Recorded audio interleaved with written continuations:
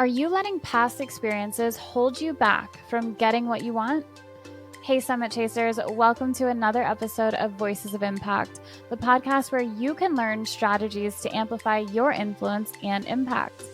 I have the absolute privilege of hosting Deanna Radulescu, an amazing woman whose life journey takes us from the shadows of abuse and adversity into the light of success and self-empowerment.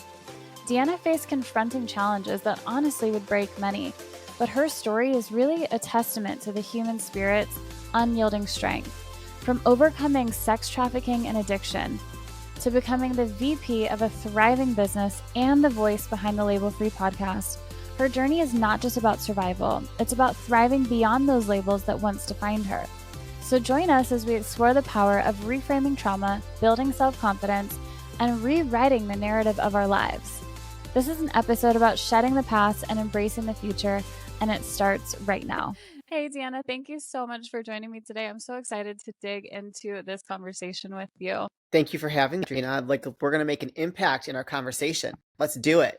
Absolutely. Let's do it. So to kick us off, my favorite question to ask is just looking back on your life and your career, whatever it might be, what is a pivotal moment or experience that set you on the path to where you are now?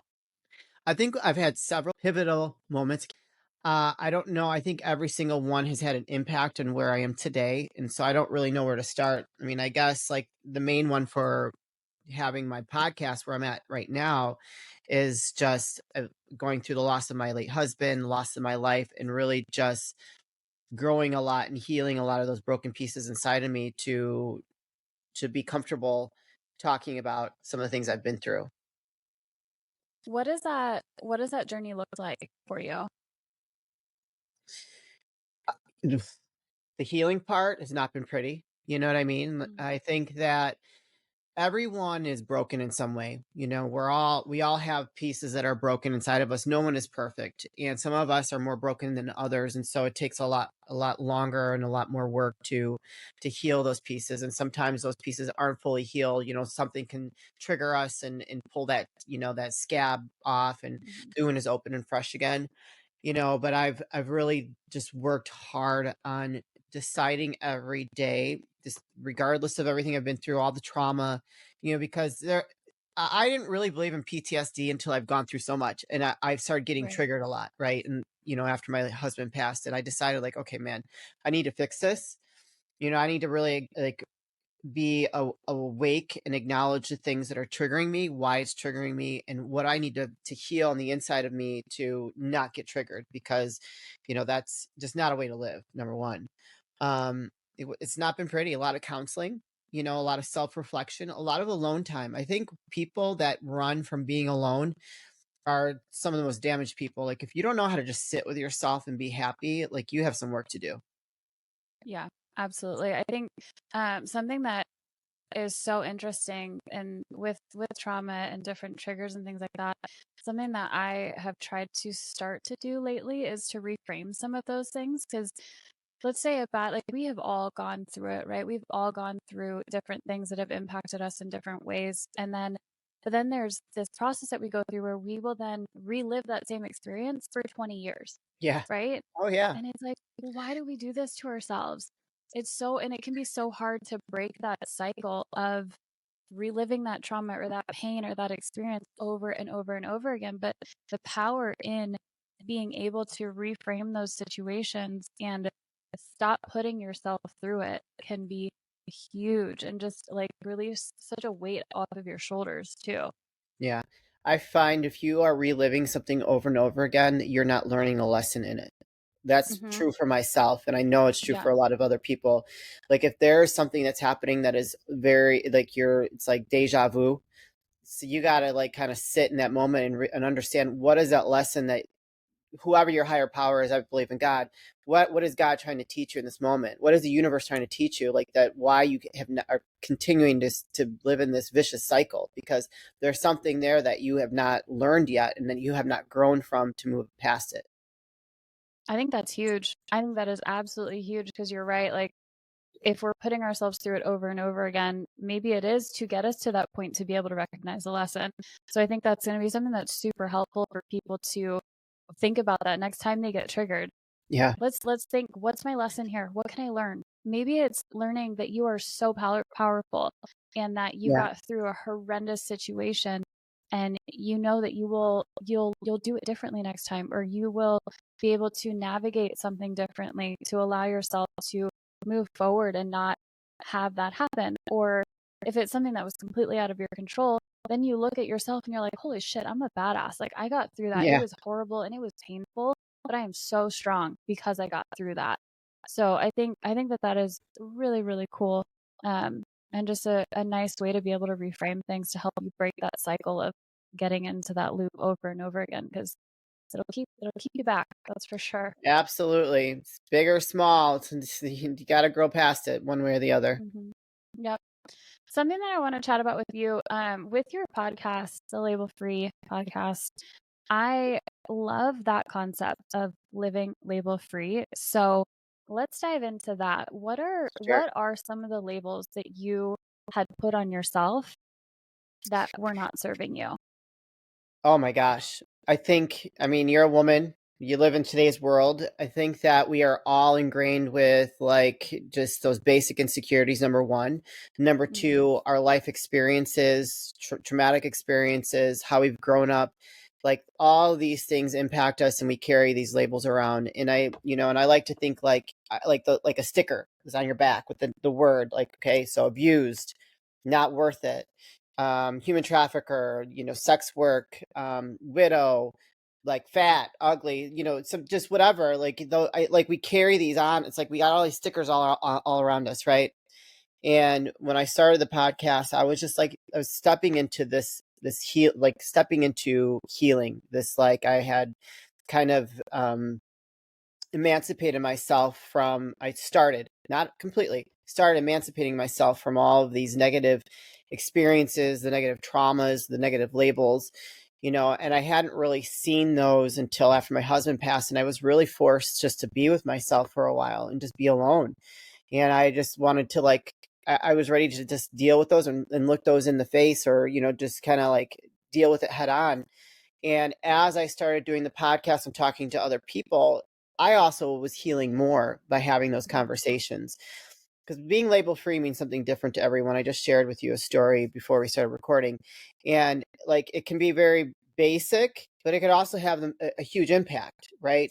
Right. A label is something, we have to define things, right? Define, not label.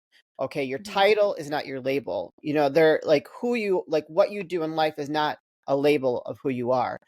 And so I like to kind of make sure that I distinguish what that means. I think a label is very limiting. I think that if we label ourselves, we are placing judgment on ourselves and making ourselves think that we are unable to do something, or we're not worthy, we're not deserving, we're not loved, right? I mean, all these things are like kind of like a tape that goes over and over and over in our head. And once we decide to let those, just drop those labels and just stand in our truth and just love ourselves unconditionally and appreciate the things that we've been through, to me, that's living a life of label free, not letting anything hold you back, just continuing to push forward and know that, you are worth it.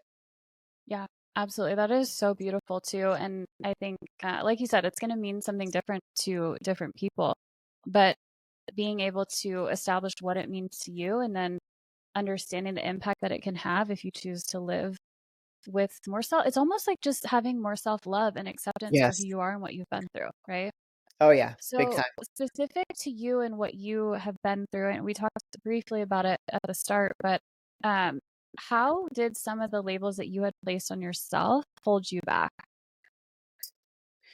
So, I mean, I'm going to go into a little lengthy story. My late husband and I, we were power partners in business, right? I'm very business oriented. Like I naturally have a strong business sense. However, when would be out traveling, we traveled 3 weeks out of the month. He was the one that was always talking. And I had always told him in the back, like sitting, I'm like, I'm not going to be in the back seat forever. Because I wasn't passionate about what we did. It was automotive, we transmissions, like it's not something I'm interested in. But on the business side, I was very strong. I made a lot of the decisions to make the company profitable. I closed the biggest deal in my whole career. I got a $20 million contract over the course of 4 years. So I did a lot of great things and I got a lot of experience from being in the role that I was, but I had never really used my voice, and I told him, I said, I'm not going to do this forever. Well, unfortunately, he's not around anymore to see me where I am today. And so for me, it's just so important to use my voice now and to stand to speak about things that I believe in and to make a lasting positive impact on the world, because I think that is very, very necessary. Absolutely. And I think it can be hard too when you're in a relationship like that where he's doing all the speaking and you're like, okay, I Right. guess I should just sit back and keep my mouth shut for a little bit and let him do his thing. But you being able to realize that this is not who I am. Like I Right. have a voice and what I have to say is so important and impactful and valuable. And the fact that you were able to recognize that and then say, no, I'm going to go and do something about it, and then start a podcast where Yeah. your job is literally speaking now, right? And Yeah. connecting with Yeah. individuals. That It is was hard amazing. though. It was hard to get to this place. So I'm not gonna lie. When I started the fashion design business, I literally had to get comfortable with doing like that 5 minute elevator pitch, and that was really the beginning of me starting to use my voice. I forced myself to go to networking events, to meet new people, to talk to them about what I do, and it's been a long journey. It has not been easy because I Mm, we all have, and like I said before, we all have these basic insecurities, and it's just like that fear of being rejected, that fear of being judged. You have to get to a place where you just don't care. Like, people are going to right. judge you, there's some people are going to reject you, and it doesn't matter. Life continues to move on. Those aren't your tribe. Right, those people aren't part of your tribe. Let them go. It doesn't matter, because there are going to be more people that are going to show up and be a part of your tribe. Yes, absolutely. Like 1,000%. And I think it's so important because I will say for me personally, that's something that held me back from wanting to show up and create maybe like personal brand on social media or even to do this podcast. It's like I got so caught up in my head about what are people going to think? What if I say something wrong? What if I don't know, all of those things, right? All of those Yeah. insecurities. And you're so right that it's like your people are going to find you. Oh yeah. And the people that are not for you are not for you. And it literally doesn't matter. It Yeah. does not matter. You will never please absolutely everybody. And I think once you take that pressure off of yourself of feeling like you need to please everybody or need to be for everybody, it just allows you to show up as you are and then connect with the right people. And those are going to be the people that fulfill you and you fulfill them and you provide value to them and they provide value to you. And it becomes, I think, much more mutually beneficial, right? Because you're not Yeah, for forcing sure. your thoughts and your voice onto people that just are not for you. Yeah. I mean, there's 9 billion people in the world, like, Yeah. and now with technology, we are connected to people all over. I mean, I talk to people all over the planet, like, almost every single day, and so it's like, don't worry if someone don't like you, because there's someone on the other side of the world that's gonna love you, you know what I mean? Yep, I love that. And it's like I said, it's such a freeing concept too to realize like and I think the other thing that people can get wrapped up in is thinking that like you yourself are like, I am so important. It's like everybody is so caught up in their own heads and their own minds. Oh, Like yeah. you they don't care that much, What's right? that? Like it's not like they don't care that much. It's not Yeah. that serious. No. What you might have said a week ago is going to be in their head for 2 seconds and gone, and they're going to be Right. thinking about what they need to get done, right? But I think that sometimes we get so caught up in our own heads that what we've said is this like big thing that somebody's going to hold on to, and it's like no, they're worried about their own stuff. They're worried about their own life. Oh, yeah. I We're replay good. some things sometimes, and I'm just like, "Why am I Yeah. why am I, like, obsessing over this?" Because they don't care. You gotta Right. tell yourself, you don't obsess, let it go, let life flow, and just move on. Yep. So with when you were talking about it being really hard to use your voice, like you decided that this was going to be something that you wanted to push yourself to do. And you talk about Yeah. being label free and just removing some of those insecurities. Great, you make the decision, but then you have to put the work in, right? So what Oh, does that look like for people to like truly adopt living without constantly labeling themselves or judging themselves? what does that look like? I mean, obviously, I think we're all, no matter what, no matter what our belief system is, no matter what we decide to do to put ourselves in a very healthy emotional place, it's always a work in process, like it doesn't happen overnight. It doesn't, it's something you got to work on for the rest of your life. I mean, there's some days I wake up and I'm not having the best day, and I have to work on reframing my mindset so that I'm living in this space of not having limiting beliefs, not having this negative self-talk, and ultimately living my best life label free. And so, one of the major ones that was really hard for me, which was interesting, was the widow, being labeled a widow. I did not realize what that was going to feel like. Right. I mean, obviously I didn't want that to happen at all, but I had mourned my husband. I knew he wasn't going to make it. He was very sick for a long time.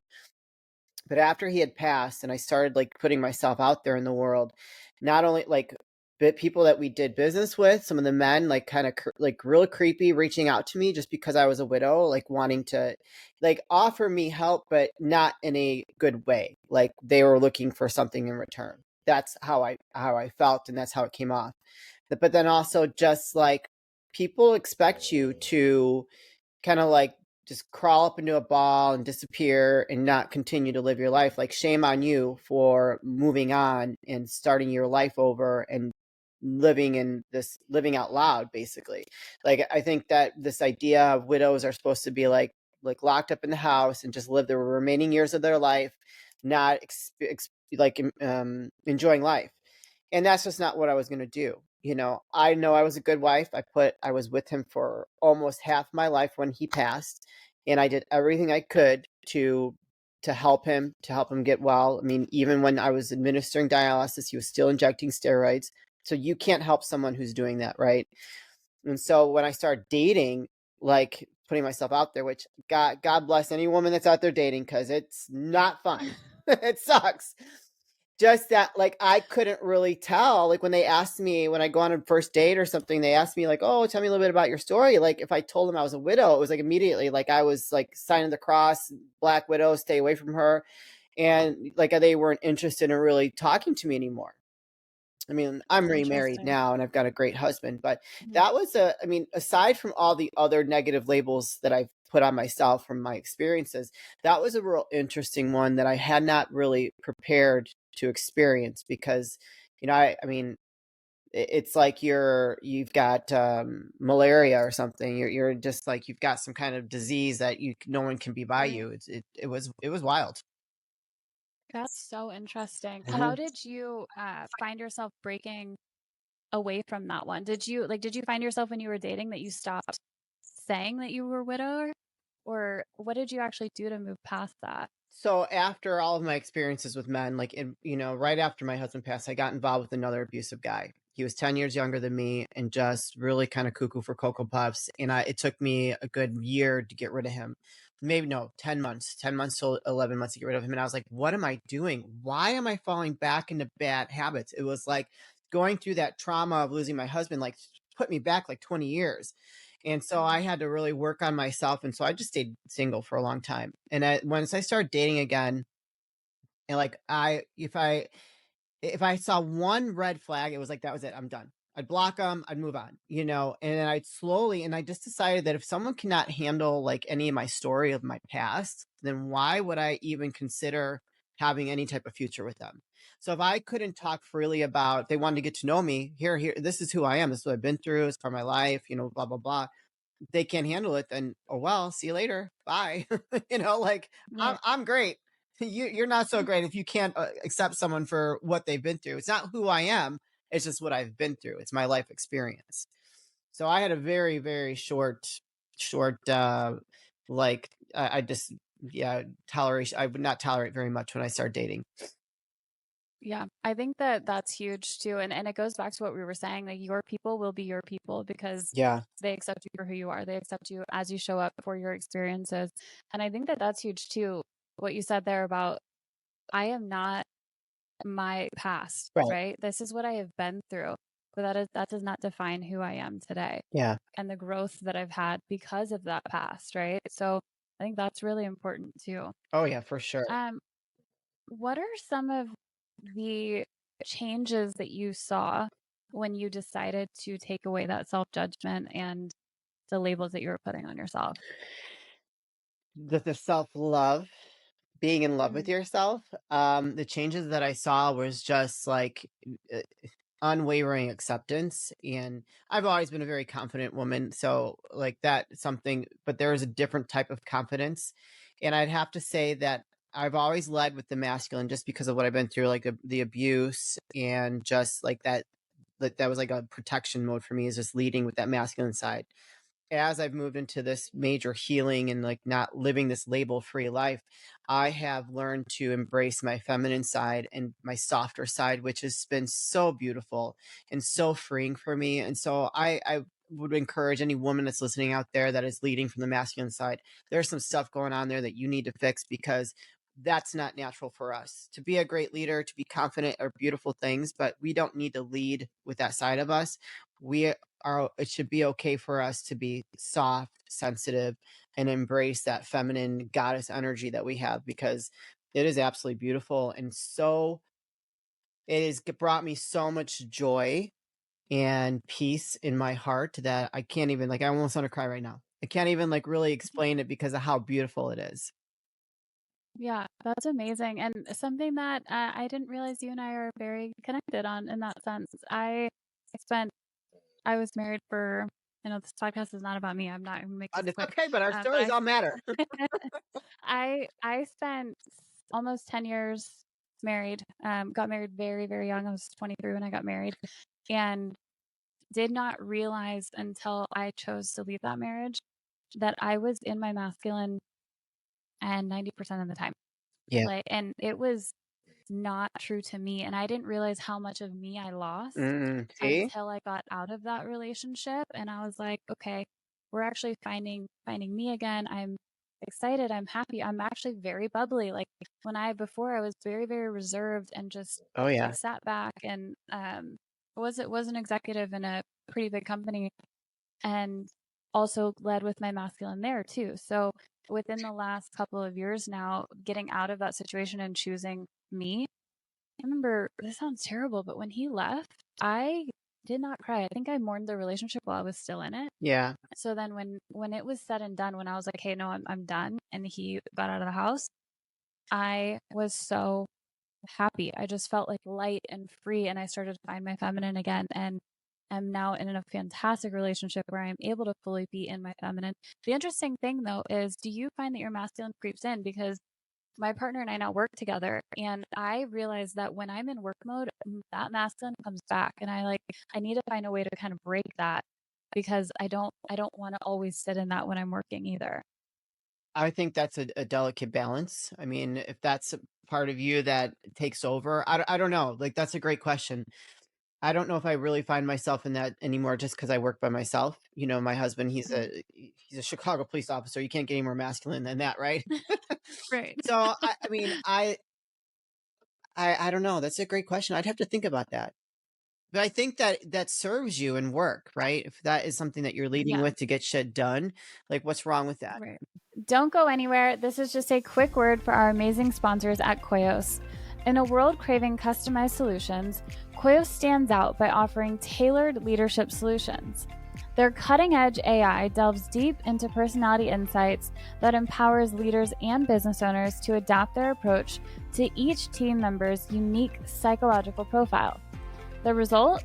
A surge in motivation and productivity that traditional one size fits all methods cannot match. But they don't stop there. Koyos crafts synergistic teams by bringing together diverse personalities, creating an environment where innovation isn't just encouraged, it's actually inevitable. Imagine being able to pinpoint exactly what your team is missing to perform at their best, or have a clear understanding of a new hire's fit, how to lead, and get the best out of them. Koyos is helping us redefine leadership and unleashing our clients and your team's potential. Start your journey today and lead with confidence tomorrow. Hit the link below and use code SUMMIT10 at checkout to receive 10% off for the first 3 months. Now, back to the episode. Um, Anywho, back to your message around the label free. So, what are some of the most common labels that you've found people actually put on themselves, or have had given to them by others? I think a lot of labels, I mean, it just goes under trauma, a lot of trauma. There are so many people that have experienced so many things at very deep levels in their life that is just it's shocking, right? And so I really truly believe everybody has a story. I can't really specifically nail one thing, but I mean, a lot of men and women experience a lot of abuse when they're younger.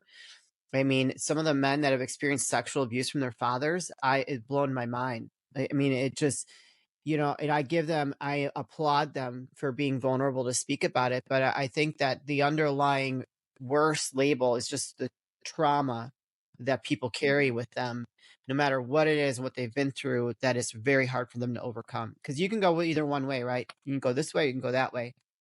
Sometimes we go this way before we come back around, right? I mean, Mhm. not everybody is lucky enough to be alive after experiencing a lot of trauma. They get involved in drugs, wrong people, they end up not living a very long life. I was actually just watching the thing on Aaron Carter. That poor kid was 30 some years old when he died because he was addicted to drugs, and he lived a very big life. And that's just like, like he was dealing with some trauma he never really talked about. And so, it's just, that's just something that I really love to encourage people, that you're not alone in your pain that you have on the inside. It's just a matter of working through that pain, getting to the other side of it, to know that you're not damaged, you're lovable, you are worthy. Because at the root of everything, we have to start loving ourselves. And once we start loving ourselves, we can start healing those broken parts.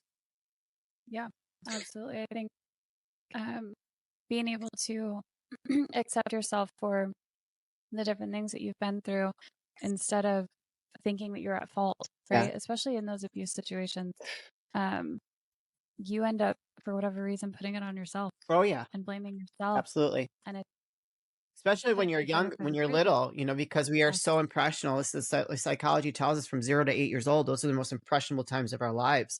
So if you are in an abusive home and you're experiencing all that, that's what you're going to carry with you for the rest of your life until you start dealing with that shit.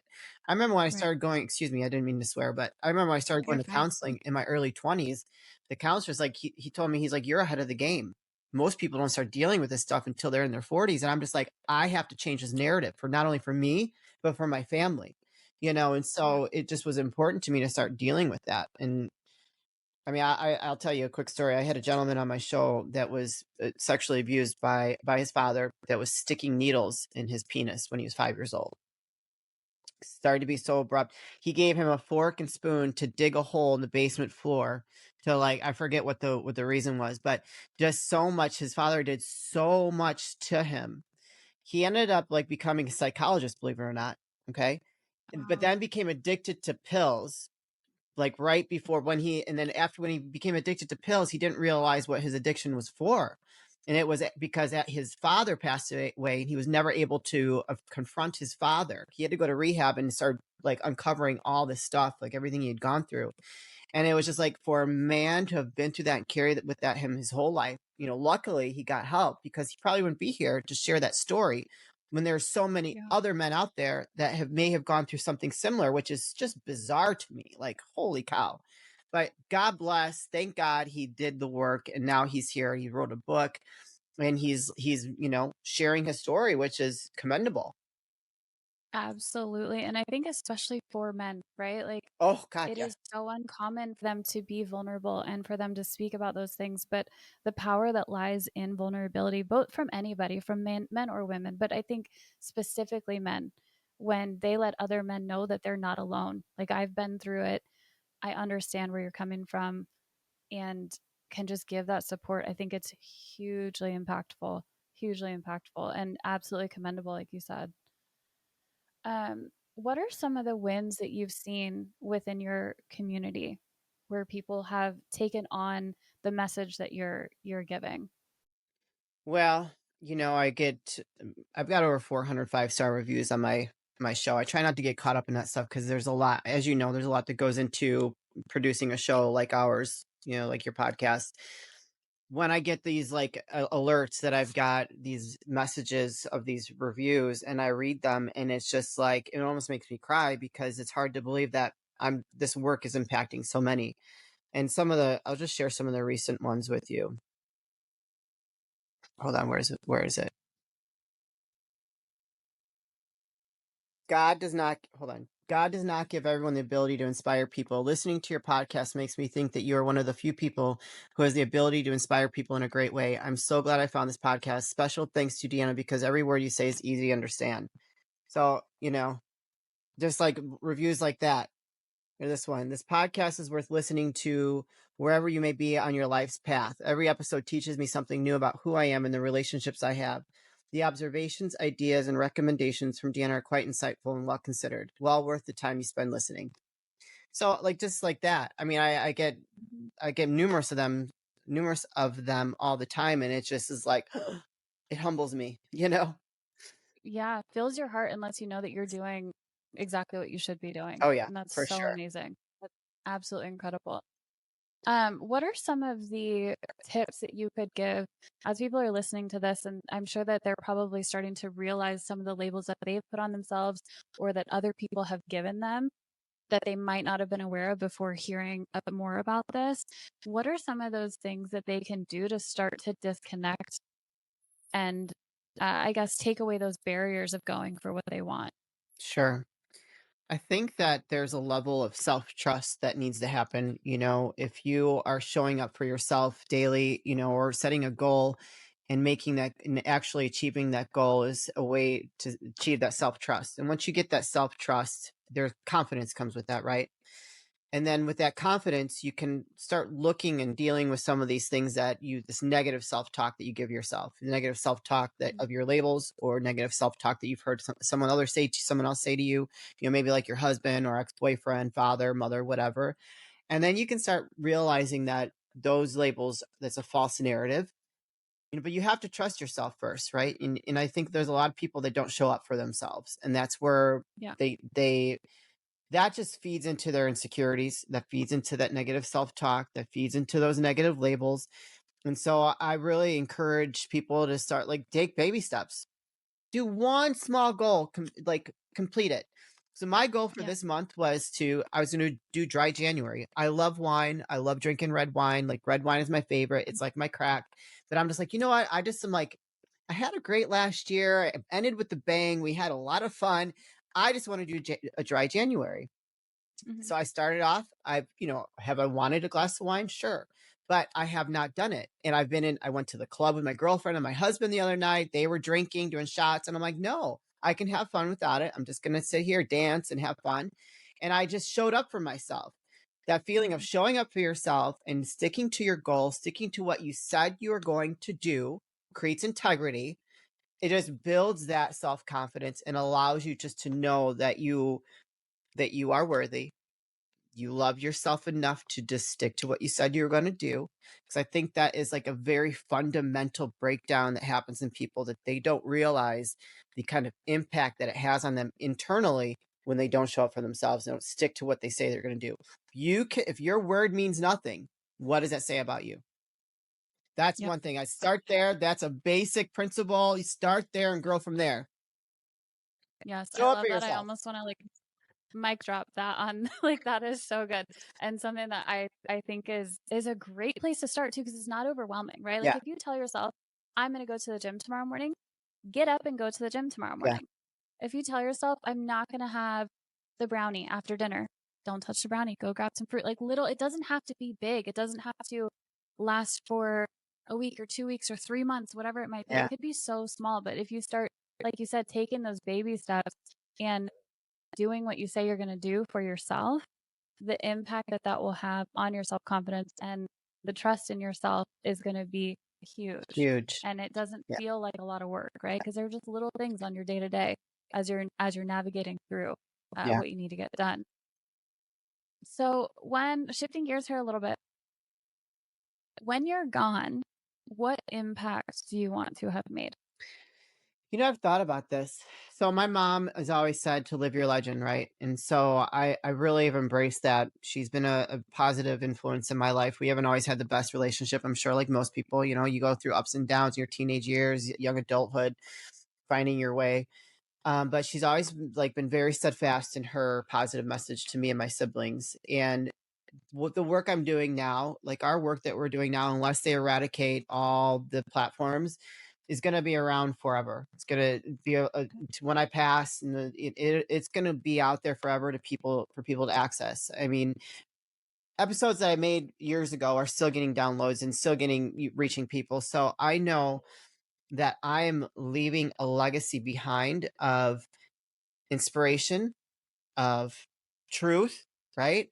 Of just like a gift for people to hopefully embrace a positive narrative of themselves moving forward into wherever we end up in this universe, whether it's on the moon, in space, whatever, that they can tap into those, to the stories of my guests, and know that no matter what they're going through and wherever they are in life, that it's not forever, and that you are not what your experiences are. You are completely whatever you want to be, and that it's anything's possible.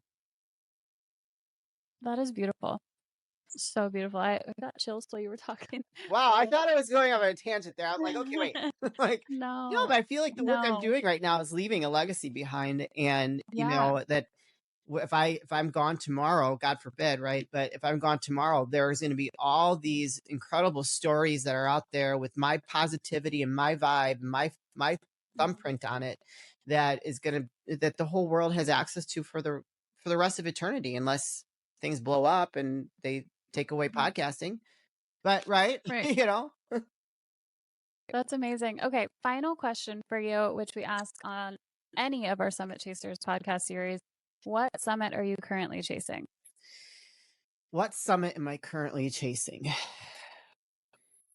Well, I'm really on a mission to just continue to spread this message in a way that's more impactful, whether it is guest speaking, getting on a stage, which scares the crap out of me, but I feel like that's the next step for me.